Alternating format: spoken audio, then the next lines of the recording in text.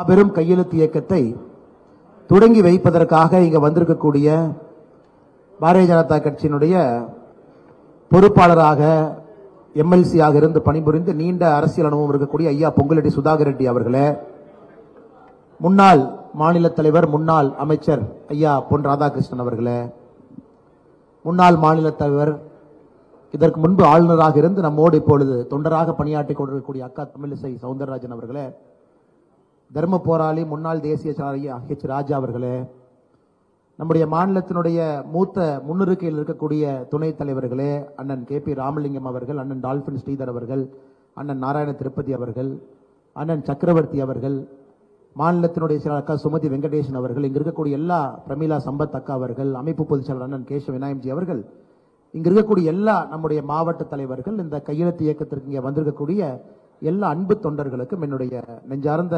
வாழ்த்துக்களை வணக்கங்களை தெரிவித்துக் கொள்கின்றேன். மிக முக்கியமாக பத்திரிகை நண்பர்கள், இப்பதான் அரை மணி நேரத்திற்கு முன்பு அனைத்து கட்சி கூட்டம் அங்கே முடிந்த பிறகு உடனடியாக அங்கிருந்து பத்திரிகை நண்பர்கள் இங்க வந்திருக்கிறாங்க. அவர்களுக்கு என்னுடைய சிறப்பு நன்றிகளையும் பத்திரிகை நண்பர்களுக்கு இந்த நேரத்தில் தெரிவித்துக் கொள்கின்றேன். அன்பு சொந்தங்களே, இது பல ஆண்டு காலமாக பாரதிய ஜனதா கட்சியினுடைய ஒரு போராட்டம். 1965 காங்கிரஸ் கட்சி செய்த மாபெரும் தவறு இந்தியை திணித்தது. அது 67 திராவிட முன்னேற்ற கழக ஆட்சிக்கு வழிவகுத்தது. அன்றிலிருந்து 1965 ஆரம்பித்த ஹிந்தி திணிப்பு 2020 மே 31 வரை நம்முடைய பாரத நாட்டில் தொடர்ந்து இருந்துச்சு. 3வது மொழி கட்டாய ஹிந்தி படிக்கணும் என்பதுதான் தொடர்ச்சியாக இருந்துச்சு.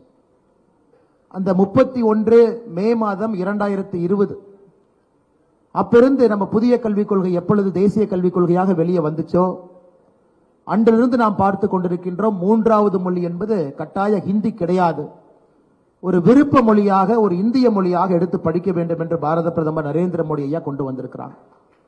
இது இந்திய அரசியல்ல கல்வித்துறையில ஒரு மாபெரும் புரட்சி, இது மாபெரும் புரட்சி. ஆனா சில அரசியல் கட்சிகளை தலைவர்களை பார்க்கும் பொழுது அவங்க இன்னும் அந்த பழைய பஞ்சாங்கத்தை எடுத்து படிச்சுக்கிட்டே இருக்கிறாங்க. 1965 பஞ்சாங்கம், 70 பஞ்சாங்கம். அதனால எல்லா அரசியல் தலைவர்களுக்கும் அன்பான வேண்டுகோள், 2020 மோடி பஞ்சாங்கத்தை எடுத்து படிச்சு பாருங்க.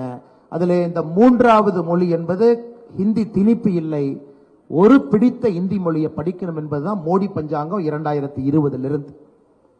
இந்த நிகழ்வு எதற்காக என்றால் தமிழக மக்களுடைய என்ன உணர்ச்சியை வெளிப்படுத்துவதற்கு ஒரு வாய்ப்பு. பாரதிய ஜனதா கட்சி மக்கள் இயக்கமாக இதை பட்டி தொட்டி எல்லாம் எடுத்து சென்று மக்களுக்கு ஒரு கையெழுத்திட்டு, என்னுடைய குழந்தை எப்படிப்பட்ட ஒரு கல்வி சாதனையை செய்ய வேண்டும், 3வது மொழியாக எதை படிக்கணும் என்பதெல்லாம் அவங்களுடைய என்ன கோட்பாடுகளை உள்வாங்கி 1 கோடி கையெழுத்து ஆன பிறகு நம்முடைய ஜனாதிபதி அவர்களை சந்தித்து தமிழக மக்களுடைய குரலாக இதை கொடுக்க வேண்டும் என்பதற்காக இன்னைக்கு சென்னையில் அதை ஆரம்பித்திருக்கின்றோம். அன்பு சொந்தங்களே, இன்னைக்கு தமிழகத்தில் நாம் தொடர்ந்து பார்த்து கொண்டிருக்கின்றோம். 2 சமுதாயத்தை இன்னைக்கு இருக்கக்கூடிய தமிழக அரசினுடைய கல்வி திட்டம் 2 சமுதாயத்தை உருவாக்கி கொண்டிருக்கிறது. ஒரு சமுதாயம் ஆங்கிலம் படிக்கிறாங்க, பெரிய பெரிய பிரைவேட் ஸ்கூல்ல படிக்கிறாங்க, மெட்ரிகுலேஷன் இங்கிலீஷ் மீடியத்தில் படிக்கிறாங்க, ICSE, IB, CBSE படிக்கிறாங்க.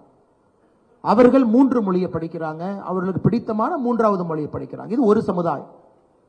இன்னொரு சமுதாயம் 52 லட்சம் குழந்தைகள் அரசு பள்ளியில மட்டும் படிக்கிறாங்க. அவர்களுக்கு 3வது மொழி கற்பதற்கு வாய்ப்பே இல்லை. அந்த வாய்ப்பை ஏற்படுத்தி கொடுப்பதற்கு எந்த ஒரு அரசியல் தலைவரும் கட்சியும் இங்கே ஆளுகின்ற கட்சியும் தயாரா இல்லை. அவர்கள் அதுதான் அவங்களுடைய சாபக்கேடு. நீங்க 2 மொழி தான் படிக்கணும், 3வது மொழி அரசு பள்ளி கொடுக்க மாட்டோம் என்பதை கங்கணம் கட்டிக்கொண்டு திராவிட முன்னேற்ற கழகம் தொடர்ந்து செய்து கொண்டிருக்கின்றார். அவர்களுடைய குரலும் நம்ம மன்றத்தில் ஒலிக்க வேண்டும், கையெழுத்திலே வர வேண்டும்.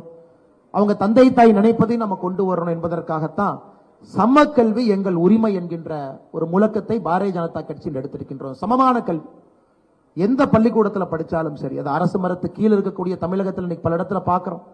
அரசு மரத்துக்கு கீழே பள்ளிக்கூடம் இல்லாத நிலைமையில குழந்தைகள் படிக்கிறாங்க. பெரிய கான்வென்ட்ல பார்க்கிறோம், 5 லட்சம் 6 லட்சம் 10 லட்சம் 12 லட்சம் ஃபீஸ் கொடுத்து படிக்கிறவங்களை பார்க்கிறோம். எல்லோருக்கும் சமமான கல்வி இருக்க வேண்டும் என்பதை தேசிய கல்விக் கொள்கை வலியுறுத்துகிறது. அதிலே மிக முக்கியமாக கற்றுக்கொள்ளக்கூடிய மொழிகளும் கூட தமிழகத்தில் சமமாக இருக்க வேண்டும் என்று. இது மிகப்பெரிய ஒரு புரட்சிகரமான ஒரு கையெழுத்து இயக்கம் என்பது என்னுடைய கருத்து. இங்க இருக்கக்கூடிய எல்லா அன்பு தொண்டர்கள் தலைவர்களுடைய கருத்தும் அதுதான். காரணம், தமிழகத்தினுடைய அரசியலை, வருங்காலத்தில் நம்முடைய கல்வி முறையை மாற்றக்கூடிய இந்த கையெழுத்து இயக்கத்திற்கு அந்த வலிமை இருக்கு. அது மட்டும் இல்லாம நம்முடைய மாண்புமிகு முதலமைச்சர் ஐயா ஸ்டாலின் அவர்கள் தொடர்ச்சியா பேசுறதை பார்க்கிறோம். இன்னைக்கு காலையில சொல்லியிருந்தாங்க, இல்ல நீங்க ஹிந்தியை திணிக்கிறீங்கன்னு ஒரு பெரிய முகநூல்ல பதிவு போட்டாங்க. சமஸ்கிருதத்துக்கு ஒதுக்குற நிதியை பாருங்க, நீங்க தமிழுக்கு ஒதுக்குற நிதியை பாருங்க. இன்னைக்கு முதலமைச்சர் அவர்கள் தொடர்ந்து மக்களை தவறான ஒரு திசையில் அழைத்து செல்வது ரொம்ப வருத்தம் அளிக்கக்கூடிய விஷயமா இருக்கு. இந்தியால நாம் கொஞ்சம் பின்னோக்கி போய் 2006 14 அந்த காலகட்டத்தில் யூபிஏ அரசுல திமுக அங்கம் வைத்தார்கள். 2006 14 வரை அந்த காலகட்டத்தில் சமஸ்கிருதத்துக்கு ஒதுக்கப்பட்ட நிதி மட்டுமே மத்திய அரசு 675 கோடி ரூபாய் சமஸ்கிருதத்துக்கு ஒதுக்கப்பட்ட நிதி. தமிழுக்கு ஒதுக்கப்பட்ட நிதி 75 கோடி ரூபாய். நம்ம ஆட்சியில் இல்லைங்க, ஆட்சியில் இருந்தது காங்கிரஸ், ஆட்சியிலே அங்கம் வைத்தது திராவிட முன்னேற்ற கழகம். சமஸ்கிருதத்துக்கு மொத்தமாக இந்தியாவிலே 18 பல்கலைக்கழகங்கள் இருக்கிறது. 18. நாம் ஆட்சிக்கு வருவதற்கு முன்பே 17 ஆரம்பிச்சிட்டாங்க. 2014க்கு முன்பு 17 பல்கலைக்கழகங்கள், 2014க்கு பின்பு ஒரு பல்கலைக்கழகம், மொத்தம் 18 பல்கலைக்கழகம். நம்முடைய தாய் தமிழுக்கு ஒரே ஒரு பல்கலைக்கழகம், அதுவும் புரட்சி தலைவர் ஐயா எம்ஜிஆர் அவர்கள் ஆரம்பிச்சது. நாங்க யாருமே தமிழக அரசு கிட்ட யாரும் நீங்க பல்கலைக்கழகத்தை ஆரம்பிக்காதீங்கன்னு சொல்லல. 18 பல்கலைக்கழகம் இருக்கக்கூடிய சமஸ்கிருதம், ஒரு பல்கலைக்கழகம் இருக்கக்கூடிய தாய் தமிழ். 8 ஆண்டு காலமாக 2006 14 வரை 675 கோடி ரூபாய் சமஸ்கிருதம், வெறும் 75 கோடி ரூபாய் தமிழ். அத முதலமைச்சர் அவர்கள் முகநூல்ல போட்டு நீங்க தமிழுக்கு ஏன் பணம் கொடுக்கலன்னு கேட்கிறாங்க. ஆட்சியில் இருந்தவர்கள் அவங்க, ஆட்சி நடத்தது காங்கிரஸ். அன்னைக்கு நம்முடைய உள்துறை அமைச்சர் ப சிதம்பரம் ஐயா அவர்கள் 170 ரெக்கமெண்டேஷன் உள்துறை அமைச்சராக எப்படி இந்தியாவிலே ஹிந்தி மொழியை எல்லா இடத்துக்கும் கொண்டு போலான்னு உள்துறை அமைச்சராக 170 பரிந்துரைகளை வெளியிட்டார் மத்திய அரசு சார்பாக. அதை பத்தி கேள்வி இல்லை. ஆனா மோடி அவர்கள் வந்த பிறகு தமிழ் கலாச்சாரத்திற்கு, மொழிக்கு இவ்வளவு முக்கியத்துவம் கொடுத்து செங்கோல் பாராளுமன்றத்திலிருந்து, ஐயன் திருவள்ளுவருடைய கலாச்சார நிலையத்திலிருந்து, மகாகவி சுப்பிரமணிய பாரதியினுடைய இருக்கையிலிருந்து, சிங்கப்பூர், ஹூஸ்டன் தமிழ் பல்கலைக்கழகத்திற்கு இருக்கை கொடுத்து, முக்கியத்துவம் கொடுத்து இவ்வளவு வேலைகள் நடந்து கொண்டிருக்கிறது. அதனால் இந்த கையெழுத்து இயக்கம் என்பது எல்லா பொய் பிரச்சாரத்தையும் உடைத்து பாரத பிரதமர் நரேந்திர மோடி ஐயா அவருடைய சிந்தனையை எளியோருக்கு, ஏழை மக்களுக்கு, சாதாரண குடும்பத்திற்கு அவருடைய வீட்டுக்கு எடுத்துட்டு போகணும். அந்த குழந்தைகளுக்கு நல்ல ஒரு சமக்கல்வி ஒரு உரிமையாக கிடைக்க வேண்டும் என்பதற்காக இந்த கையெழுத்து இயக்கம் என்று நாம் நடத்தி கொண்டிருக்கின்றோம். அதனால் வந்திருக்கக்கூடிய எல்லா அன்பு சொந்தங்களுக்கும் இந்த நேரத்தில் என்னுடைய நெஞ்சார்ந்த நன்றிகளை, வணக்கத்தை தெரிவித்து, பாரதிய ஜனதா கட்சியினுடைய அன்பு தொண்டர்களும் கூட இதை ஒரு சங்கல்பமாக, தவமாக நீங்க எடுத்துட்டு போனாங்க. ஏன்னா நீங்க வாங்கக்கூடிய ஒரு கையெழுத்துமே தமிழகத்தினுடைய அரசியலை மாற்றும், தமிழகத்தினுடைய கல்வி தகுதியை மாற்றும். தமிழகத்துல வலியோருக்கு, ஏழைக்கு, எளியோருக்கு, எல்லோருக்கும் சமமான ஒரு கல்வி ஏற்படுத்துவதற்கு நீங்கள் வாங்கக்கூடிய அந்த ஒரு கையெழுத்து தமிழகத்தினுடைய அரசியலை புரட்டி போடும். இந்த நேரத்தில் நான் கம்பீரமாக ஒரு பாரதிய ஜனதா கட்சியை தொண்டனாக சொல்லுகின்றேன். எப்படி 1965 திராவிட முன்னேற்ற கழகத்திற்கோ 2025 பாரதிய ஜனதா கட்சிக்கு, இதை பெருமையாக கம்பீரமாக இந்த நேரத்தில் சொல்லுகின்றேன். 65 உங்களுக்கு, 2025 இந்த மாற்றம் என்பது பாரதிய ஜனதா கட்சிக்கு தமிழகத்தில் வரும் என்று சொல்லி, இந்த அற்புதமான நிகழ்வுக்கு வந்திருக்கக்கூடிய எல்லா அன்பு தலைவர்களுக்கு மறுபடியும் என்னுடைய நன்றியை தெரிவித்து, பத்திரிகை நண்பர்களுக்கு நன்றியை தெரிவித்து, வாய்ப்பு கொடுத்த நம்ம இந்த பகுதியினுடைய எல்லா மாவட்டத்தில் உட்பட கட்சி நண்பர்களுக்கும் நன்றி தெரிவித்து என்னுடைய உரையை முடித்துக் கொள்கின்றேன். நன்றி, வணக்கம். பாரத் மாதா கி ஜெய்.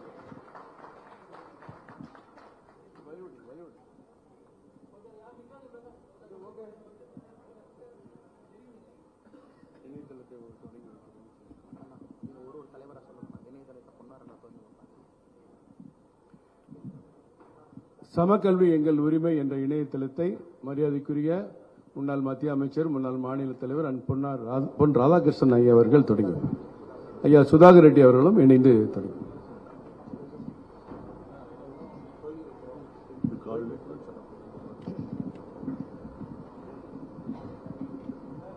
தமிழ் சமுதாயத்தினுடைய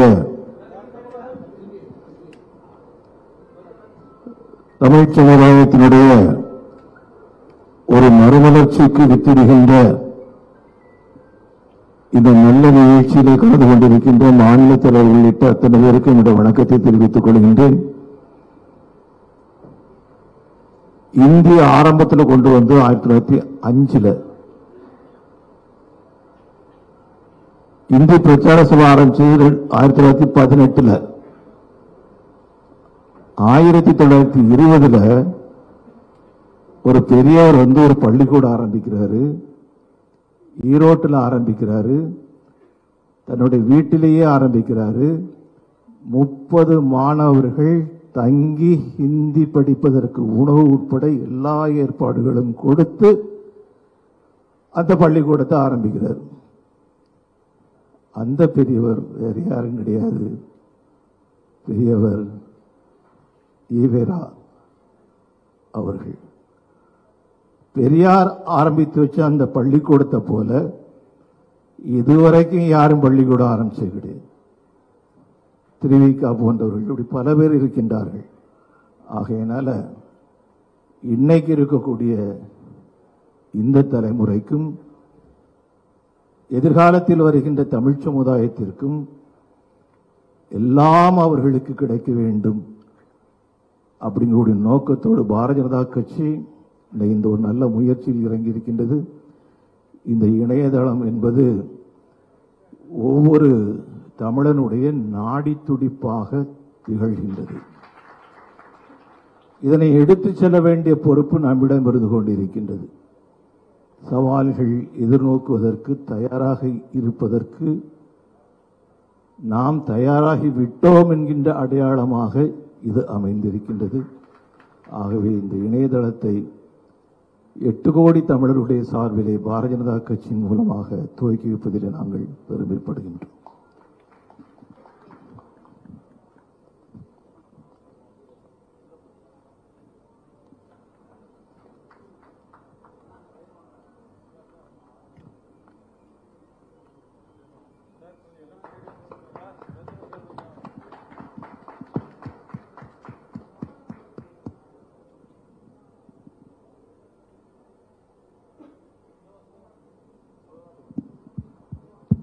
தேசிய கல்விக் கொள்கை குறித்து நமது பாரத பிரதமர், மத்திய உள்துறை அமைச்சர், மத்திய கல்வி அமைச்சர், நமது மத்திய அமைச்சர் டாக்டர் எல் முருகன் உள்பட மாநில தலைவர் உள்பட அவருடைய கருத்துக்கள் எல்லாம் இந்த இணையதளத்திலே இடம்பெற்றிருக்கிறது.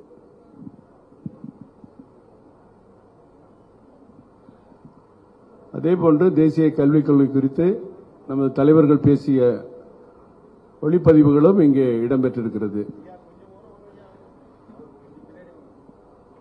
சமக்கல்வி எங்கள் உரிமை ஏன் என்ற போஸ்டர்ஸ் நிறைய இருக்கிறது. விரும்புபவர்கள் இதை டவுன்லோட் பண்ணி எல்லாருக்கும் நாம் இதை ஷேர் பண்ணலாம். அதற்குரிய வாய்ப்பு இந்த இணையதளத்தில் இருக்கிறது.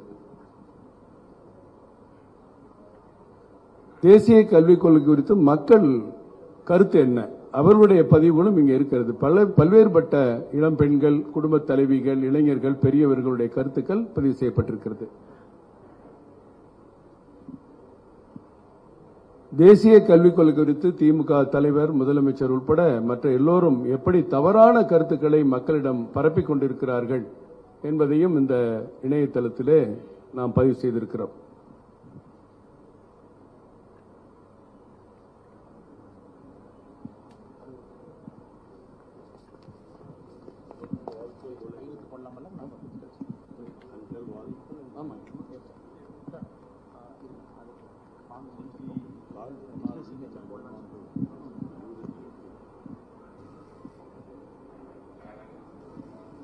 அதேபோன்று ஆதரவு கையெழுத்து இயக்கம் என்பது படிவங்களிலும் மக்களிடம் நேரடியாக பெறப்படும்.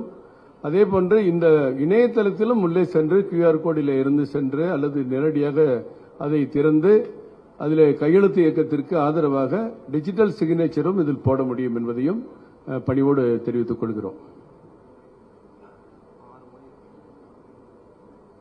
இந்திய மொழிகள் எவை எவை, மூன்றாவது படிக்கக்கூடிய மொழிகள் எவை எவை என்பதெல்லாம் இருக்கும். இதே வெப்சைட்டும் 6 மொழிகளிலும் இருக்கிறது.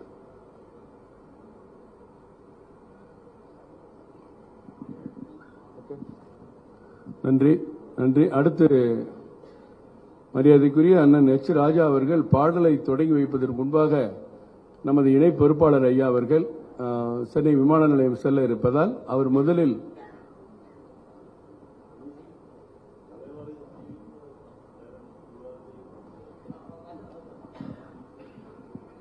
முன்னாள் தேசிய செயலாளர் எச். ராஜா அவர்கள் சமக்கல்வி எங்கள் உரிமை என்ற பாடலை இப்ப ஒளிபரப்புறதுக்கு தொடங்கி வைப்பாங்க சொல்லி.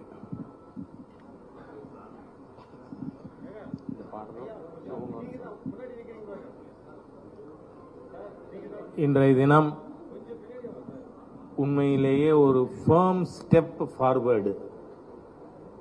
தமிழகத்தில் தமிழ் மொழியை சொல்லி 65 ஆட்சிக்கு வந்தவர்கள் இவர்களுடைய பாரபட்சமான அணுகுமுறையால் இப்பொழுது ஆட்சியை இழப்பார்கள். மொழியை வைத்து வந்தவர்கள் அந்த மொழி காரணமாகவே ஆட்சி இழப்பார்கள். ஆனால் அதற்கு நாம மக்களிடையே இந்த செய்தியை எடுத்துச் செல்ல வேண்டும். அதனால இப்போ சமக்கல்வி நம் உரிமை என்கின்ற பாடலானது துவங்கி வைக்கப்படுகிறது.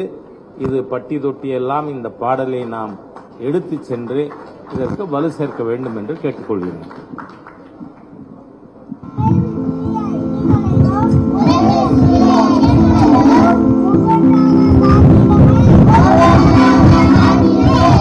தமிழகத்தில் வசதி வாய்ப்புள்ளோருக்கு உயர்தரமான கல்வியும் ஏழை எளியோருக்கு தரமற்ற கல்வியும் தான் தலைவிதி என நிர்ணயிக்கப்பட்டுள்ளது. கல்வியும் சமத்துவம் என்பது வெறும் வார்த்தையாக மட்டும் உள்ளது. தற்போதைய தேவை கல்விக் கொள்கையில் ஒரு புரட்சி. சமமான கல்வியை அனைத்து தரப்பு மாணவர்களுக்கும் பெற்றுத் தருவதே நாங்கள் இன்று ஏற்கும் தலைமை சபதமாகும். வாருங்கள், முடித்து காண்பிப்போம்.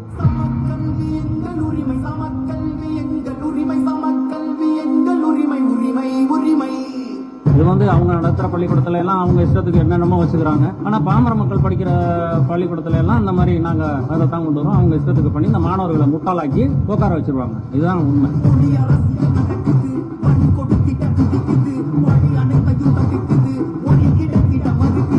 முதல் மொழி தாய்மொழி தமிழா இருக்கட்டும், இரண்டாவது மொழி ஆங்கிலமா இருக்கட்டும், மூன்றாவது மொழி கட்டாய ஹிந்தியாக இருக்கக்கூடாது. மலையாளம் கத்துக்குங்க, தெலுங்கு கத்துக்குங்க, கன்னடம் கத்துக்குங்க, எந்த மொழி பிடிக்கும். இந்திய மொழிகள்ல உங்களுக்கு பிடிச்ச ஏதோ ஒரு மொழியை கத்துக்குங்க.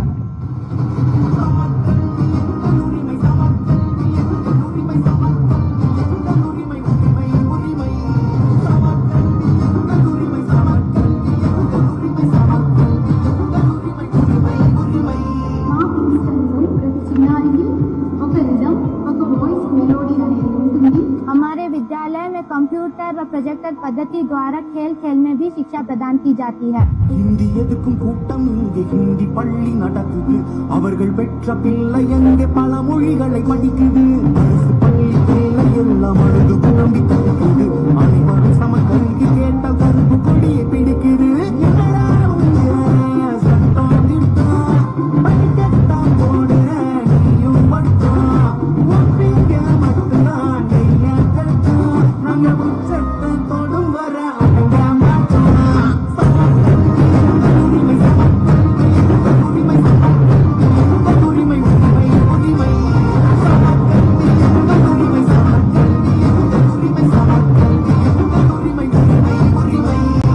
இப்ப இருக்கிற இளைய தலைமுறை என்ன அப்பான்னு அழைக்கிறத கேட்கிறப்பவே ரொம்ப ஆனந்தமா இருக்கு. என்ன அப்பான்னு அழைக்கிறத கேட்கிறப்பவே ரொம்ப ஆனந்தமா இருக்கு.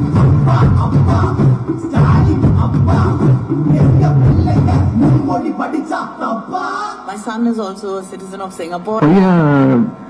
யூகே போயிருக்கான், படிக்கிறதுக்காக போயிருக்கான். 7ஆம் வகுப்பு வரும்பொழுது அவர் என்ன சொன்னாரு, நான் யூனிக் லாங்குவேஜ் நான் ட்ரை பண்ணி பார்க்கட்டுமா, சரி ட்ரை பண்ணி பாருன்னு சொல்லும்போது லாங்குவேஜா தமிழ் கிடையாது. தமிழ் எடுக்கல. வலியோரின் பிள்ளைகள் படிக்கும் மொழி கல்வி எளியோரின் பிள்ளைகள் படிக்க கூடாதா? உங்க வீட்டு பிள்ளைகள் மொழியினை படிக்க எங்க வீட்டு பிள்ளைகள் படிக்க கூடாதா? கல்வி கொள்கை ஒழுக்கும் வாழ்வை பல பாதை திறக்கும் வரலாறு உன் பெயரை பதிக்கும் புதிய கல்வி. இது புரட்சி கல்வி, கல்வி.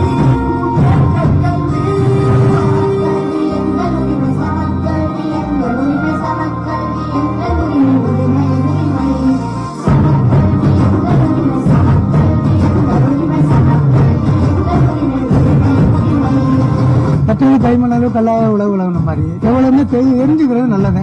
எனக்கு 3 languages பெட்டர் அப்படின்னு தோணுது.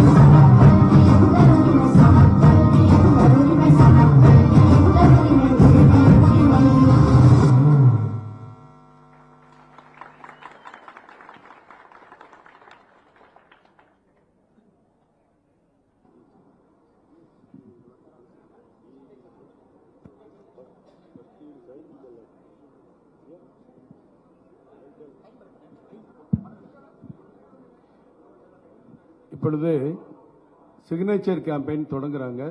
முன்னாடி இருக்க தலைவர்கள் மட்டும் தொடங்கும், மற்ற எல்லாரும் போய் இப்போ கூட்டத்தை இது பண்ண வேண்டாம். அவங்க மட்டும் போய் கையெழுத்து போட்டுட்டு நேர பத்திரிகையாளர் சந்திப்பு மேலே மாநில துணைத் தலைவர்கள், மாநில செயலாளர்கள், தலைவர்களோடு மேலே வரலாம். மற்ற எல்லாரும் அந்தந்த இருக்கையிலே அமரும்படி கேட்டுக்கொள்கிறேன். தொடங்குவதற்கு முன்பாக ஐயா சுதாகர் ரெட்டி அவர்கள் சிற்றுரை.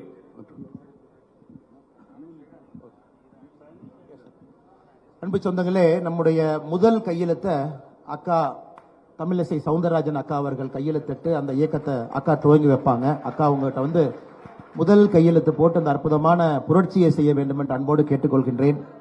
ஒரு தலைவர் இந்த நேரத்தில் நான் அழைக்கிறேன். நம்முடைய அண்ணன் பொன்னார் ஐயா அவர்கள், ஹெச் ராஜா அண்ணன் அவர்கள், எல்லா மாநிலத்தினுடைய துணைத் தலைவர்கள், செயலாளர்கள், ஐயா சுதாகர் ரெட்டிஜி அவங்க எல்லாரும் வாங்க.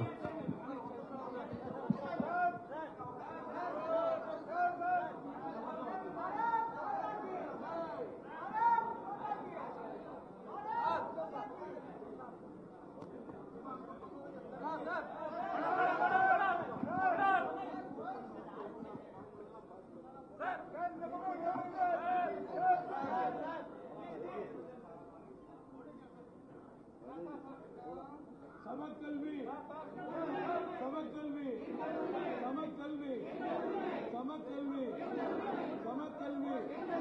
சமக்கல்வி சமக்கல்வி சமக்கல்வி சமக்கல்வி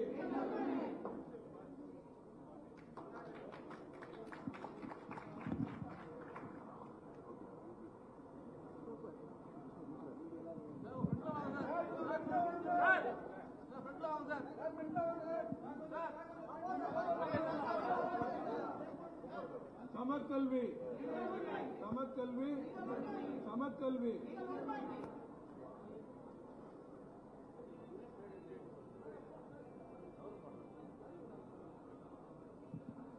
தமிழ் வாழ்க என்று சொல்லி தலைவர் பாரதம் வாழ்க, தமிழ் வாழ்க, பாரதம் வளர்க என்று சொல்லி கையெழுப்பட்டிருக்கிறார்கள்.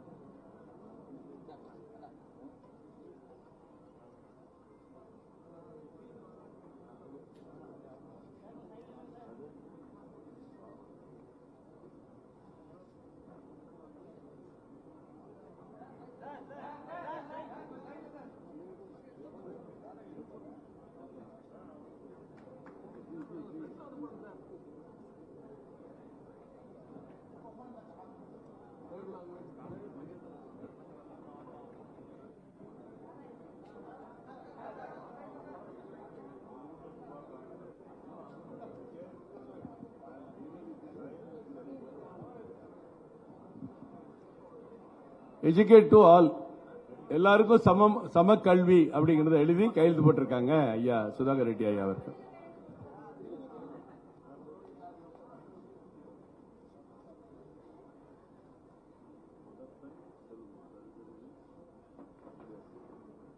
மற்ற எல்லாம் போட்டவங்க எல்லாம் அப்படியே அமரலாம்.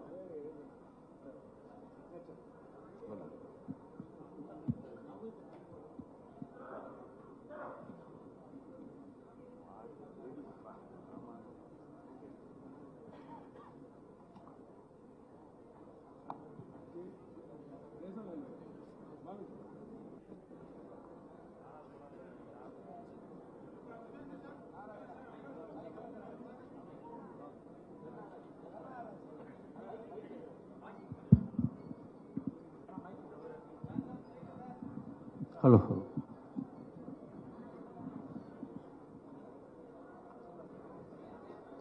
மரியாதைக்குரிய ஸ்ரீ அண்ணாமலை அவர்களை, most respected Pon Radhakrishna ji, Tamilisai ji, H Raja ji, K P Ramalingam ji, A G Sampath ji, Dolphin ji, Narayanan ji and Karunagarajan ji, our General Secretary Organization Keshav Vinayakan ji, local district president Lata ji, previous district president Dhanashekhar ji, and Sumati Venkatesh ji, and all office bearers, district presidents, media friends, Anaivarakam Vanakam, Valtikal, Nalvaltikal for this movement, Samakalvi, education to all. This will go like a momentum. 1 crore signatures under the state leadership. It is going to happen. I am very happy to take part in this. Dr. Baba Saheb Ambedkarji's constitution has given equal justice, equal right, right to expression, right to choose. That is the freedom of speech, freedom of option. But unfortunately this Trimukha DMK government, which has failed in all fronts, they are raking up this issue to divert the attention of our Tamil Makkal, Tamil people. But their exercise will be a futile exercise. Earlier, if I want to recall, now they are hating the Hindi, but Kalangar Karunanidhi ji told, one press reporter asked, when Dayanidhi Maran was inducted in the cabinet, 2004, he has been asked, why Dayanidhi Maran ji has inducted in Union Cabinet? He said he knows Hindi. Dayanidhi Maran knows Hindi, that is the reason I have recommended him to Central Cabinet. Now they are raking up the issue. This is the equal education to all, choice of education to all, Samakalvi. This is the right way, right path, in right manner we are moving it. Definitely the people of Tamil Nadu, Tamil Makkal will bless us, will expose the ulterior motive of this DMK, Congress-led rule. One side, Rahul Gandhi says, whatever population the, that will be the reservation. Jitna abadi hai, utna hak hai. According to population, the right will come. Rahul Gandhi says in that way. But here the PCC President Tamil Nadu says some other thing. Is there guts to the Stalin? I am asking Mr. Chief Minister, you want to endorse Rahul Gandhi's statement or you want to quit the alliance from Congress party? This is the question I am asking as a whatever the capacity. Don't play with Tamil Nadu people. They are suffering like anything. Law and order failure. Ganza, everywhere. Law and order atrocities on women. Farmers are facing, all sections are facing. Misrule. You are diverting this. Anyway, people will give befitting reply. Annamalai ji told everything in his speech and we are all there. We will go to the public, door-to-door canvassing by collecting the signatures. Definitely we will make it after that also. Not only the signature campaign, we will expose the misdeed, corrupt practices of this government DMK in a coming days in a war food aspects. Because of election year, they want to divert this. They want to rake up the sensitive issues. Everywhere they are creating these type of things, whether it is delimitation or whatever it may be. But they failed in totally misgovernance, anti-people policies, misdeeds, commissions, omissions, corrupt. Half of the cabinets are facing so many allegations. Jail to bail, bail to jail. CBI, IT, everywhere. This is the good governance. Is this the Dravidian model governance? I am asking the Chief Minister. Now, in the coming years, under the dynamic leadership of Narendra Modi ji, with the popular support of our Tamil Makkal, our NDA alliance under the leadership of Modi ji, Tamarai Achi Nichayam, Tamarai Achi Nichayam, Tamarai Sevaye Lachayam. With these words, Shubkamna Valtikal, Nalvaltikal to everybody. தலைவர்கள் வந்து இப்ப பத்திரிகையாளர் சந்திப்புக்கு வரும். அண்ணா மேல போயிடலாண்ணா. எல்லாரும் கொஞ்சம் அமைதியா இருக்கணும். பத்திரிகையாளர் சந்திப்பு பண்ணுவோம். பின்னாடி கூட யாரும் பேசக்கூடாது. தயவு செய்து அமைதியா ஒத்துழைப்பு கொடுங்க.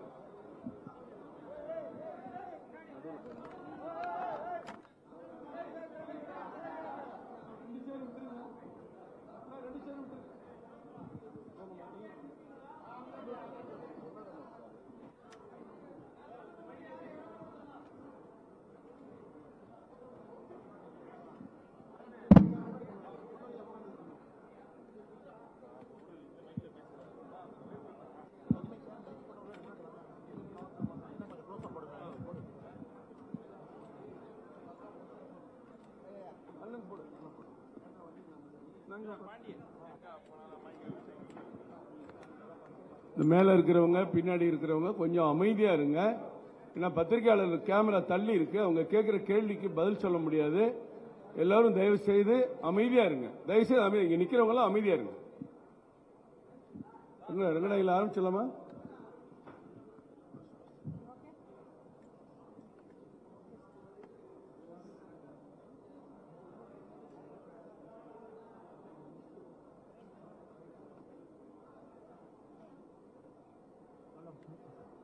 ஹலோ ஹலோ ஒன் செகண்ட், பின்னால வந்து பேசிருக்கீங்களா? மீடியாவில் கம்ப்ளைண்ட் பண்ணிருக்காங்க, தயவுசெய்து யாரும் பேசாதீங்க.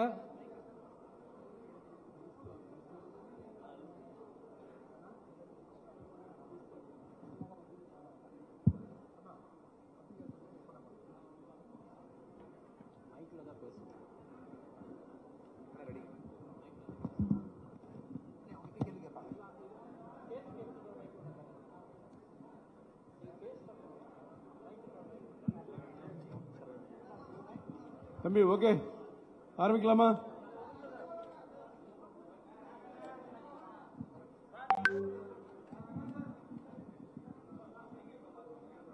பத்திரிகை நண்பர்களுக்கு மறுபடியும் எங்களுடைய வணக்கத்தையும் நன்றிகளையும் தெரிவித்துக் கொள்கின்றோம். அன்பு சொந்தங்களே, சில மணித்துளிகளுக்கு முன்பு நம்முடைய அன்பு தலைவர் எல்லாம் இணைந்து சமக்கல்வி எங்கள் உரிமை என்கின்ற அந்த மாபெரும் கையெழுத்து இயக்கத்தை சென்னையிலிருந்து துவங்கி வச்சிருக்கிறாங்க. நாளை நம்முடைய தலைவர்கள் எல்லாம் தமிழகம் முழுவதுமே காலை 9 மணிக்கு அந்த கையெழுத்து இயக்கத்தை அந்தந்த மாவட்டத்தினுடைய தலைநகரத்தில் ஆரம்பித்து வைத்துவிட்டு, மாவட்ட தலைநகரத்தில் ஆரம்பித்துவிட்டு பத்திரிகையாளர் சந்திப்பு நடத்துவாங்க. நாளை கிராமம் வரைக்கும் பாரதிய ஜனதா கட்சியினுடைய தொண்டர்கள் செல்ல இருக்கின்றார்கள்.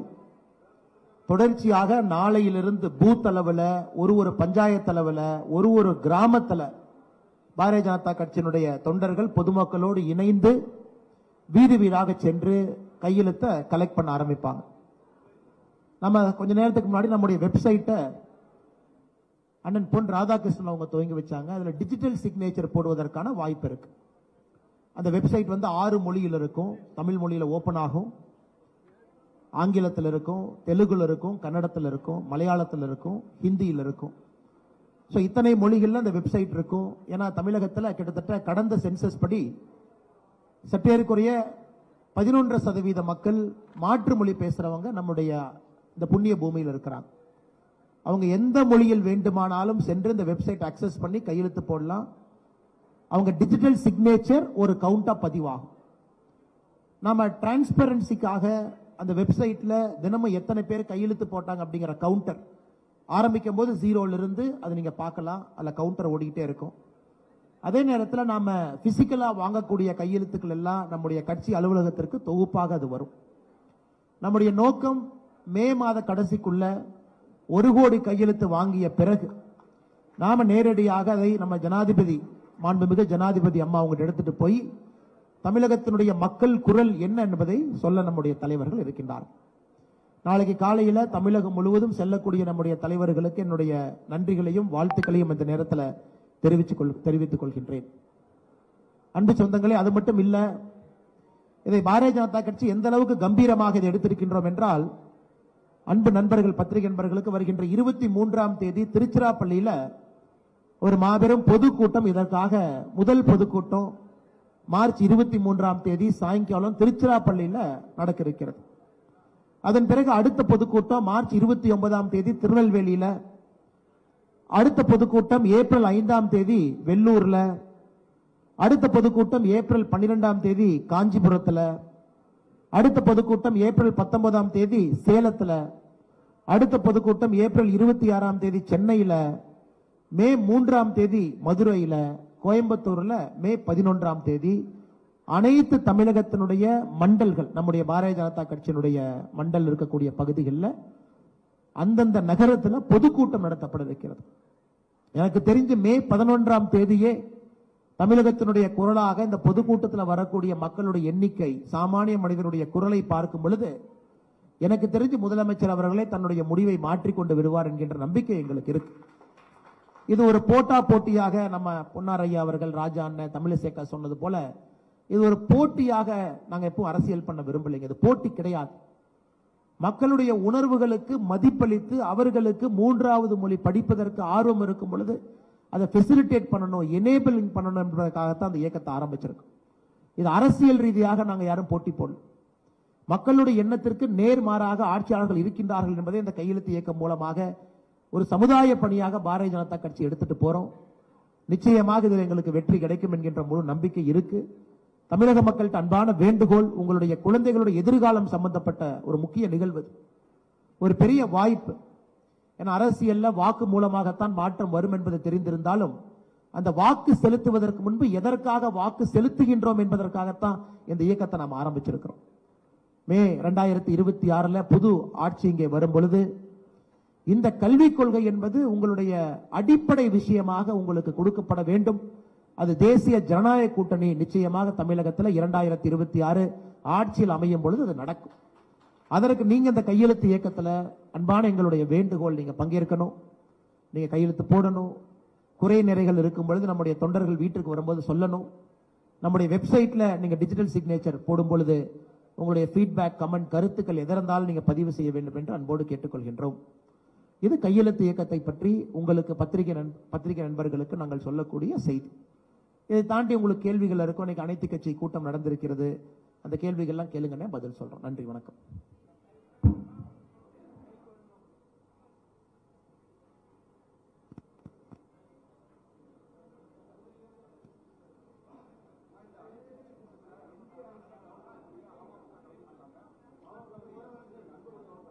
ஹலோ,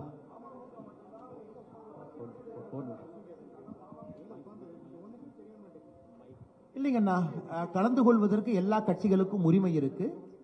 சில கட்சிகளுக்கு தெளிவு வேண்டும் என்று நினைக்கின்றார்கள், அந்த கூட்டத்துக்கு போறாங்க, முதலமைச்சர்கிட்ட தெளிவு கேட்கிறாங்க. அம்மா மக்கள் முன்னேற்ற கழக கட்சியினுடைய யார் அன்னைக்கு பங்கேற்றாங்களோ அவங்க கேட்டிருக்கிறாங்க. அடிப்படையில் தொகுதி மறுசீரமைப்பு பத்தி யாருமே பேசல. எதற்காக இந்த கூட்டம், என்ன ரீதியிலான கூட்டத்தை நடத்துறீங்க? இன்னைக்கு அந்த முதலமைச்சர் அவனுடைய உரையை பார்க்கும் பொழுது மாண்புமிகு முதலமைச்சர் அவர்கள் 2 கருத்துக்களை முன் வச்சிருக்கிறாங்க. 543 மக்களவை உறுப்பினர்கள் அது மாற்றப்படாமல் அப்படியே 543 இருந்தா தமிழகம் 8 பாராளுமன்ற உறுப்பினர்களை இழக்க வேண்டி இருக்கும். 39க்கு பதிலாக 31. முதலமைச்சருடைய முதல் கருத்து. ஒருவேளை மக்கள் தொகை அடிப்படையில் புதிய பாராளுமன்ற உறுப்பினர்களுடைய எண்ணிக்கை நிர்ணயம் செஞ்சாங்கன்னா அது 848 மாறும் பொழுது, 543 என்பது 848 மாறும் பொழுது தமிழகத்திற்கு கிடைக்க வேண்டிய புதிய 22 உறுப்பினர்களுக்கு பதிலாக நமக்கு 10 தான் கிடைப்பாங்க, அதுல 12 இழந்து விடுவோம் அப்படிங்கிறது முதலமைச்சருடைய கருத்து. மாண்புமிகு முதலமைச்சருக்கு மிக நன்றாக தெரியும். அதே கூட்டத்தில் காங்கிரசினுடைய தமிழகத்தினுடைய தலைவர் அண்ணன் செல்வ பெருந்தை அவர்கள் அந்த கூட்டத்தில் பங்கேற்றிருக்கிறார். அதிகாரப்பூர்வமான நிலைப்பாடு மக்கள் தொகை அடிப்படையில் நிர்ணயம் செய்ய வேண்டும் என்பது காங்கிரஸ் கட்சியினுடைய அடிப்படை நிலைப்பாடு. அதை பாரத பிரதமர் நரேந்திர மோடி ஐயாவே எதிர்த்திருக்கிறாங்க. மக்கள் தொகை அடிப்படையில் பாராளுமன்ற உறுப்பினருடைய எண்ணிக்கை நாம் கொண்டு வர போவதில்லை என்பதை தெளிவாக சொல்லியிருக்கிறாங்க. காரணம், நம்மை போன்ற மாநிலங்கள், தமிழ்நாடு உட்பட நம்முடைய கேரளா, கர்நாடகா, நாம் எல்லாம் மக்கள் தொகையை கட்டுப்படுத்தி இருக்கின்றோம். எங்களுக்கு இன்னும் புரியவில்லை, எங்களுடைய தலைவர்கள் எல்லோருக்குமே எதற்காக இந்த அனைத்து கட்சி கூட்டம் நடத்தப்பட்டதுன்னு எங்களுக்கு தெரியல. மத்திய அரசு அதிகாரப்பூர்வமாக நாம் சொல்லவில்லை. ஒரே நாடு ஒரே தேர்தல் என்று அதிகாரப்பூர்வமாக சொல்லும் பொழுது அதற்கு ஒரு கமிட்டி போட்டு மக்கள் முன்னிலையில் பாராளுமன்றத்தில் நம்ம ரிப்போர்ட் வச்சோம். இதிலே நம்முடைய பிரதமராக இருக்கட்டும், உள்துறை அமைச்சராக இருக்கட்டும் மிக தெளிவாக புரோரேட்டா, விகிதாச்சார அடிப்படை என்கின்ற வார்த்தையை பயன்படுத்தி இருக்கிறோம். இன்னைக்கு தமிழகத்தை பொறுத்தவரை 543 39 பாராளுமன்ற உறுப்பினர்கள் 7.17% இன்னைக்கு 543 தமிழகம் இருக்கு. அது எல்லோரும் தெரிஞ்சது. சில தலைவர்கள் இன்னைக்கு பேசியிருக்கிறாங்க. தெல்ல தெளிவாக அமித்ஷாஜி அவர்கள் தெளிவாக சொல்லி இருக்கின்றார்கள், விகிதாச்சாரம் என்பது இன்னைக்கு ஒரு மாநிலத்தில் 543க்கு எத்தனை எம்பிக்கள் இருக்கிறாங்களோ நாளைக்கு ஏறும் பொழுது அதே விகிதாச்சாரம், அதே ரேஷியோ இருக்கும் என்பதுதான் ப்ரோரேட்டா. அது தெல்ல தெளிவா சொல்லியிருக்கிறாங்க. தமிழகத்திற்கு 7.17 தொடர்ந்து மெயின்டைன் ஆகும். ஒருவேளை எம்பிக்கள் அதிகரிக்கக்கூடிய பட்சத்தில் தமிழகத்திற்கு அதே 7.17. இன்னைக்கு உத்தரப்பிரதேசத்துக்கு 543 எவ்வளவு இருக்கும் என்பது 543, நாளைக்கு அதே விகிதாச்சாரம் இருக்கும். அப்படி இருக்கும் பொழுது எந்த ஒரு மாநிலமும் மேல போறதில்லை, எந்த ஒரு மாநிலமும் கீழே போறதில்லை. இதை தெல்ல தெளிவாக சொல்லி இருக்கின்றார். அதையும் முதலமைச்சர் அவர்கள் கேட்காம எனக்கு அனைத்து கட்சி கூட்டத்தை நடத்த வேண்டிய கட்டாயம் என்ன என்பது எங்களுக்கு புரியலைங்க. அது மட்டும் இல்லாம முதலமைச்சர் இன்னும் ஒரு படி மேல போய் நாங்க தென்னிந்தியாவில் இருக்கக்கூடிய எல்லா அரசுகளையும் இணைத்து கட்சிகளை இணைத்து அதற்கு ஒரு போராட்ட குழு வழிகாட்டு குழு ஒன்றை உருவாக்கி இந்திய அரசு கிட்ட எடுத்துட்டு போறேன்னு சொல்றாங்க. முதல்ல இந்தி கூட்டணியில் இருக்கக்கூடிய ராகுல் காந்தி அவருக்கு, ஏன்னா இப்பெல்லாம் அவுட் கோயிங் கால் ஃப்ரீ தானே, அவுட் கோயிங் கால் ஃப்ரீ தான். ராகுல் காந்தி அவருக்கு காலையில் ஒரு போன் போட்டிருந்தாருன்னா இந்த கூட்டத்திற்கே தேவை இருக்காது. ஏன்னா ராகுல் காந்தி அவர்கள் மக்கள் தொகை அடிப்படைன்னு சொல்றாங்க. ஆனால் இவர் இந்தி கூட்டணியில் இருந்து கொண்டு ராகுல் காந்தி அவருடைய கருத்தை ஏத்துக்கிறாராங்கிறது முதல் கேள்வி மக்களுக்கு இருக்கு. பாரதிய ஜனதா கட்சி தெல்ல தெளிவாக சொல்லிக் கொண்டிருக்கின்றோம், இது புரோரேட்டா பேசிஸ்ல இருக்கும், யாருக்கும் எந்த பிரச்சனை இல்லை என்று சொல்லிய பிறகு அனைத்து கட்சி கூட்டம் நடத்துவதற்கான அவசியம் என்ன என்பது எங்களுடைய தொடர் கேள்வி. அதே நேரத்தில் முதலமைச்சருக்கு 848 யாராவது சொன்னாங்கன்னா யார் சொன்னாங்க? 848 எங்களுக்கு தெரியாது, யாருமே சொல்ல. தகவல் எங்கிருந்து வந்துச்சு? தமிழ்நாட்டுக்கு குறைக்க போறாங்க, அல்லது 39ல 8 குறைக்க போறாங்க, புதிதாக வரக்கூடிய 22ல 12 குறைக்க போறாங்க. யார் முதலமைச்சருக்கு அந்த தகவல் சொன்னாங்கன்னு சொல்லியிருந்தா கூட எங்களுடைய தலைவர்கள் அந்த கூட்டத்தில் இன்னைக்கு பங்கேற்றிருப்பாங்க.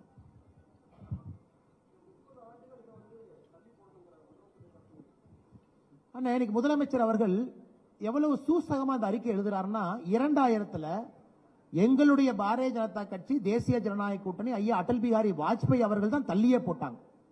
அது எப்படி போடுறாருன்னா, முன்னாள் பிரதமர் ஒருவர் தள்ளி போட்டாரு. இது 1976 இருந்து நாம ஃப்ரீஸ் பண்ணி வச்சோம். அது 2001ல மாட்டி இருக்க வேண்டும். அன்னைக்கு அடல் பிகாரி வாஜ்பாய் அவர்கள் இன்னைக்கு வேண்டாம், இதை இன்னும் 25 ஆண்டுகள் தள்ளி வைப்போம் என்று இந்திய மக்களுக்கு, தமிழக நம்ம அன்பு சொந்தங்களுக்கு அன்னைக்கு ஆதரவாக இருந்தது அடல் பிகாரி வாஜ்பாய் அவர்கள் 2000ல. அன்னைக்கு நம்முடைய ஆட்சி செய்யல, 25 ஆண்டுகள் தள்ளி போட்டு அதான் 2026ல முடிவுக்கு வருது. அப்படி இருக்கும் பொழுது அந்த அறிக்கையில அடல் பிகாரி வாஜ்பாயோடைய பேரை சொன்னா குறைஞ்சிருவாரா?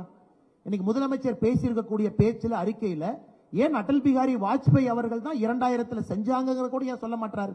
அந்த அளவுக்கு அரசியல் காழ்ப்புணர்ச்சி முதலமைச்சர் அவருக்கு இருக்கா? முதல் கேள்வி. இரண்டாவது, எனக்கு 2026க்கு உங்களுக்கு தெரியும், நாம் பேசுவது 30 ஆண்டுகளுக்கு இவங்க தள்ளி போடணுங்கிறாங்க. இன்னைக்கு இருக்கக்கூடிய திமுக பிரச்சனை இல்லைங்கன்னா அந்த எம்பிக்கள் கீழே போக மாட்டாங்க. வேலை செய்யணும்னு நினைக்கக்கூடிய எம்பிக்கள் 30 லட்சம் பேர் 40 லட்சம் பேருக்கு ஒரு எம்பி இருக்கிறாங்க. இன்னைக்கு நாம் சொல்வது புதிய எண்ணிக்கை வந்தாலும் அதே விகிதாச்சார அடிப்படையில் தமிழகத்திற்கு அதிக எம்பிக்கள் கிடைப்பாங்கன்னு சொன்ன பிறகு என்ன பிரச்சனை? ஆனால் சம்பந்தமே இல்லாம 30 ஆண்டுகள் தள்ளி போடணும், இது செய்ய வேண்டாம். தென்னிந்தியாவில் இருக்கக்கூடிய எல்லா கட்சிகளையும் இணைத்து போராட்ட குழுவை உருவாப்போம், இது முதலமைச்சர் பேச வேண்டிய பேச்சா?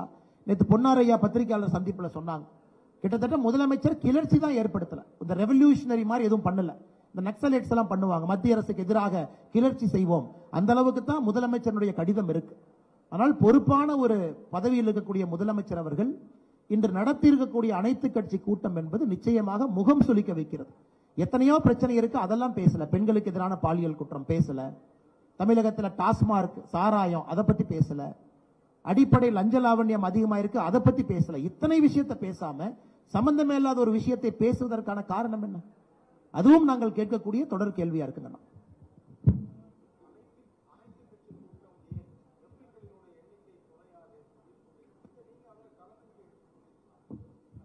அனைத்து கட்சி கூட்டத்துக்கு ஒரு முகாந்திரம் இருக்கணும். நாளைக்கு முதலமைச்சர் சொல்றாரு, அனைத்து கட்சி கூட்டத்தை நான் கூட்ட போறேன் டிசம்பர்ல, ஒரு காக்காவுக்கு வந்து தமிழ்நாட்டை அப்படியே தூக்கிட்டு போற மாதிரி எனக்கு டெல்லியில இருந்து தகவல் சொன்னாங்க, அந்த காக்கா தமிழ்நாடு தூக்கிட்டு போகாம இருக்கிறதுக்கு நான் ஒரு கூட்டம் நடத்துறேன் வாங்கன்னு சொன்னா போவீங்களா? அந்த மாதிரி தான் இந்த அனைத்து கட்சி கூட்டம் இருக்கு.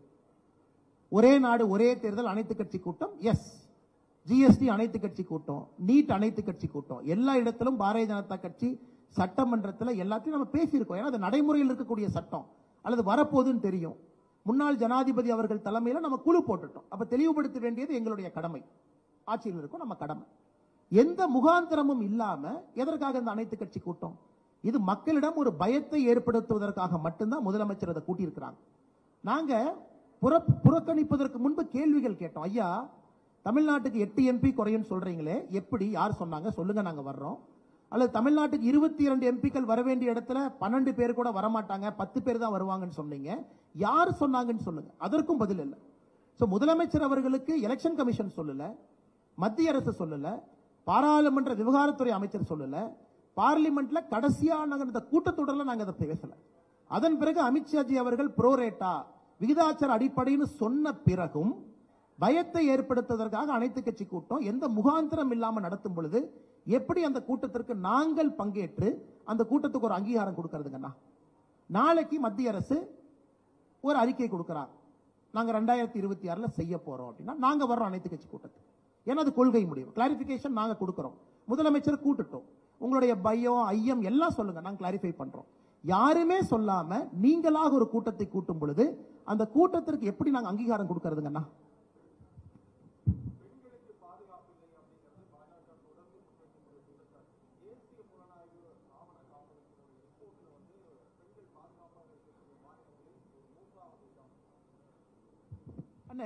அதே என்சிஆர்பியினுடைய டேட்டா 2022 டேட்டா எடுத்துக்கிட்டீங்கன்னா, ஏன்னா 2023, 24 டேட்டா என்ன வெளியே வரலீங்கன்னா, பெண்களுக்கு எதிராக குழந்தைகளுக்கு எதிராக திராவிட முன்னேற்ற கழகத்தினுடைய முதல் ஆண்டு 8.9% கிரைம்ஸ் அதிகமாக இருக்கு 2021க்கும் 22க்கும். 23, 24 ரிப்போர்ட் வரலீங்கன்னா, அடிப்படையில் கிரைம் ரெக்கார்டு எடுத்து பார்த்தீங்கன்னா பெண்களுக்கு எதிரான குற்றங்கள் அதிகமாகிட்டு இருக்கு. நான் சொல்லிங்க, தமிழ்நாட்டினுடைய ஏடிஜி லா அண்ட் ஆர்டர் அவர் ஒரு பத்திரம் எழுதுறார், கடிதம் எழுதுறார் ஒரு மாதத்திற்கு முன்பு. தமிழ்நாட்டில் பெண்களுக்கு எதிராக குழந்தைகளுக்கு எதிராக குற்றங்கள் அதிகமாக இருக்கு, அதனால வீட்டில் பணி செய்யக்கூடிய பெண் ஆர்டர்லி எல்லாம் போலீஸ் ஸ்டேஷனுக்கு வாங்க. ஏடிஜி லா அண்ட் ஆர்டரை அக்னாலேஜ் பண்றாரு. தமிழ்நாட்டில் பெண்களுக்கு எதிராக குழந்தைகளுக்கு எதிராக குற்றங்கள் அதிகமாக இருக்கும் பொழுது இவர்களாக ஒரு இதை இன்வென்ட் பண்ணலாங்கன்னா, சாமானிய மனிதர்கள் பேசும் பொருள் பெண்களுக்கு எதிராக குற்றம் அதிகமாக இருக்கு, குழந்தைகளுக்கு எதிராக குற்றம் அதிகமாக இருக்கு. இதை நாங்கள் தொடர்ந்து பேசுவோம். இவங்க என்னதான் முதலமைச்சர் அவர்கள் திசை திருப்பி புது புது கூட்டங்கள் போட்டாலும் கூட மக்கள் மன்றத்தில் இதை தொடர்ந்து முன்வைத்து நாங்கள் வாதம் செய்வோங்கண்ணா.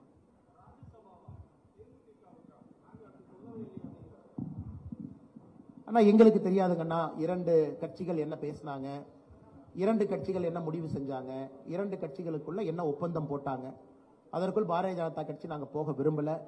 அது எங்களுடைய ராஜ்யசபா சீட் இல்ல, நாங்க கொடுக்க போறதில்லை. அந்த கட்சிகள் அவங்களுக்குள்ள முடிவு பண்ணிக்கணுங்கன்னா, நாங்கள் வெளியிருந்து அதை பார்க்கின்றோம் அண்ணா.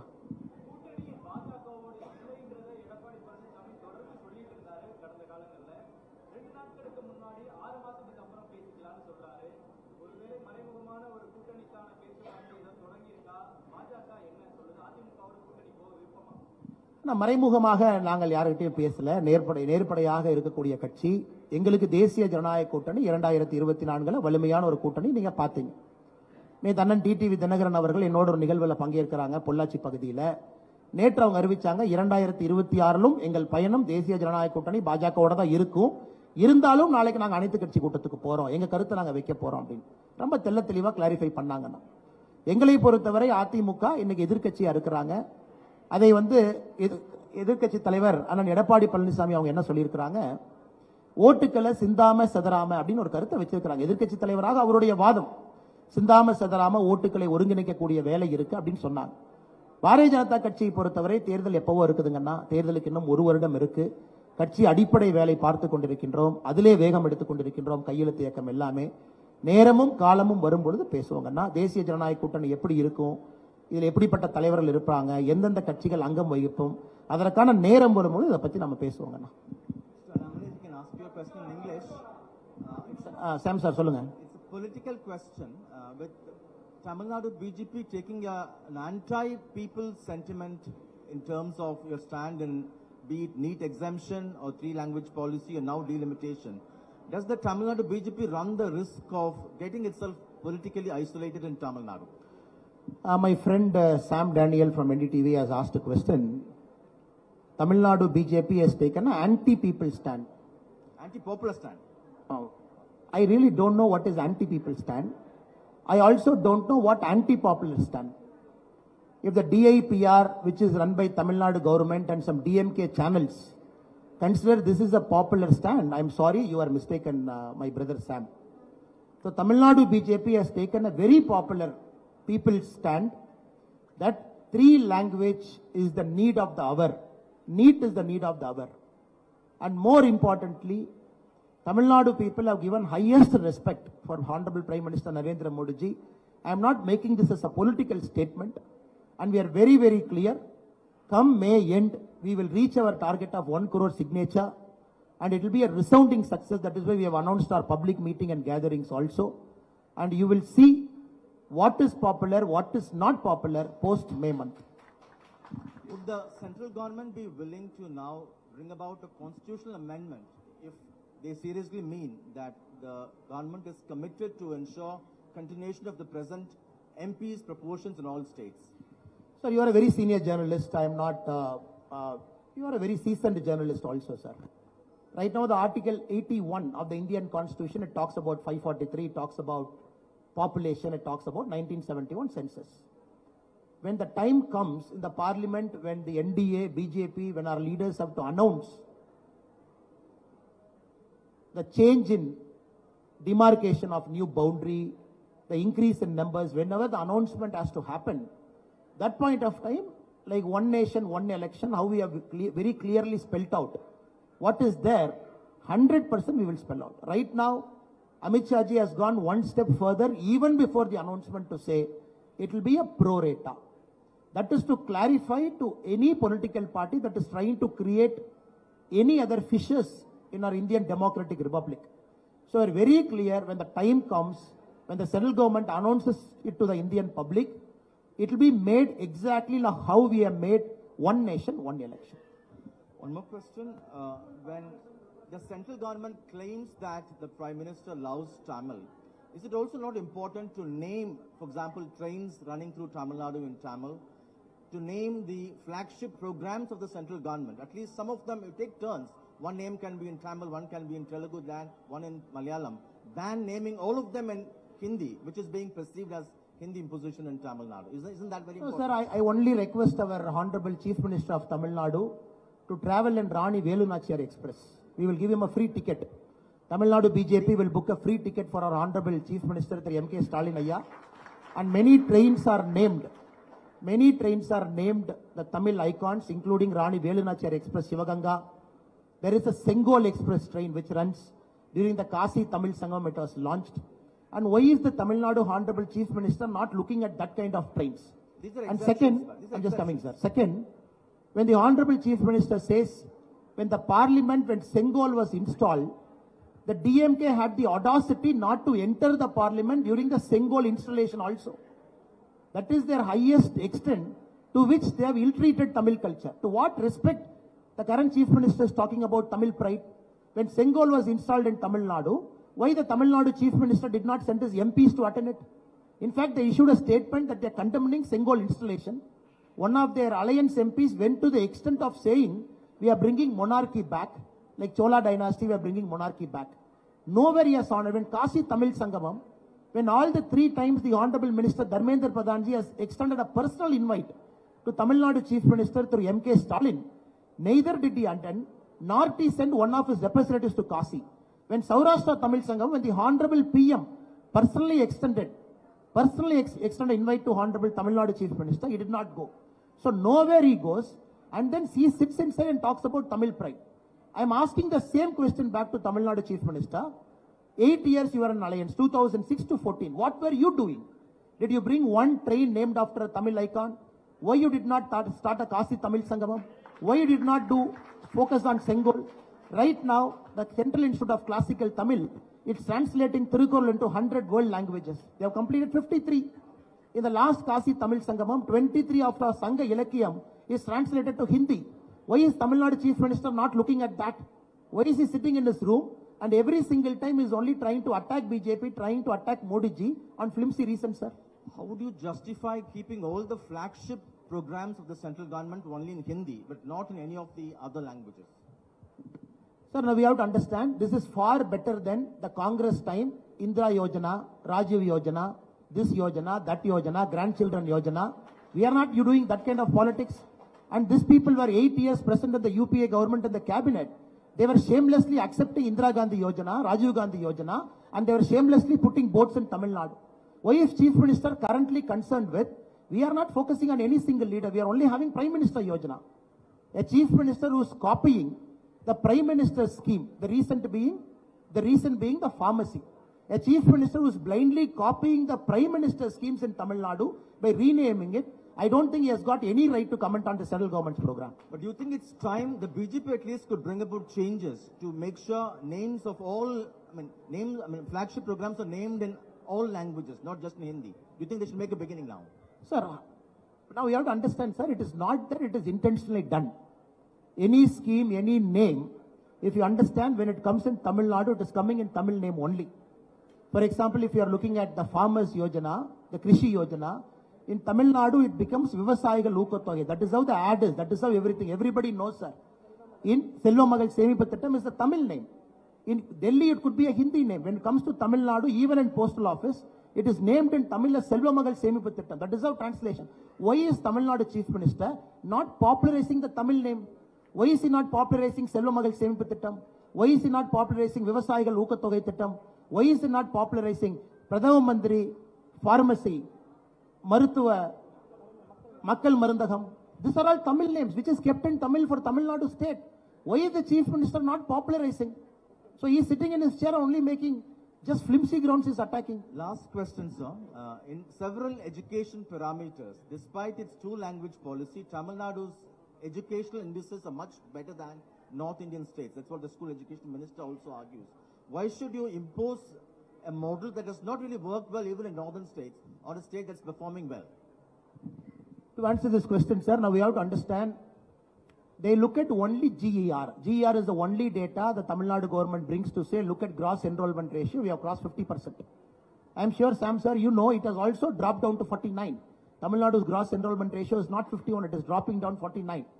If you look at all the indicators, civil service, how many of us passed civil service? Last year, Tamil Nadu 45. 10 years back, we were at 120. How many of us get into medical colleges, IITs? How many of us get into it? Tamil Nadu has become one of the state which has got least number of entrants into all these higher educational institutions. Why is it not Tamil Nadu Education Minister not looking at that? Education is not about number of schools or number of toilets. It is also about quality. Tamil Nadu scores high because of access to education, because more schools. That is not them. Karmaveerar Kamarajaraya built 18,000 schools. Because of that, the access to education is good. That is why we are topping most parameter. Moment it comes to quality of education, why Tamil Nadu is in the bottom of all the tables, sir? So with regards to the delimitation, you are saying that enough clarification has been given, but your alliance partner PMK and its party president who was there at the all-party meeting says that the Home Minister spoke only about how nothing would change for Tamil Nadu, but he did not speak about what will change for the northern states. So which means there is something that is going to happen, and that is why it feels like we need to be prepared in advance. Sir, when Home Minister speaks in Coimbatore, uses the word called pro rata, he spoke at the Home Minister of Bharat. Pro rata applies to all the single state that comprises Bharat. So pro rata is for Tamil Nadu, is for Kerala, is for UP, is for West Bengal, is for Kashmir. Home Minister never said pro rata for Tamil Nadu and not pro rata for other states. All the states in our country, Home Minister has very clearly said it is pro rata. In the Parliament, when, if at all, when the central government has to speak about this, that point of time we'll speak. Right now, why are they trying to fish in troubled waters, the DMK? And even for our alliance partners, whatever little doubts they might have, our leaders have decided that for all the parties which have participated, தமிழிலே சொல்லிடுறாங்க, நம்ம எல்லா அனைத்து கட்சி கூட்டத்தில் பங்கேற்ற எல்லா கட்சிகளுக்கும் நம்முடைய தலைவர்கள் முடிவு செய்திருக்கின்றார்கள். நாங்கள் ஒரு கடிதத்தை அனைத்து கட்சி கூட்டத்தில் வந்த 45 கட்சிகளுக்கும் எழுத போறோம்.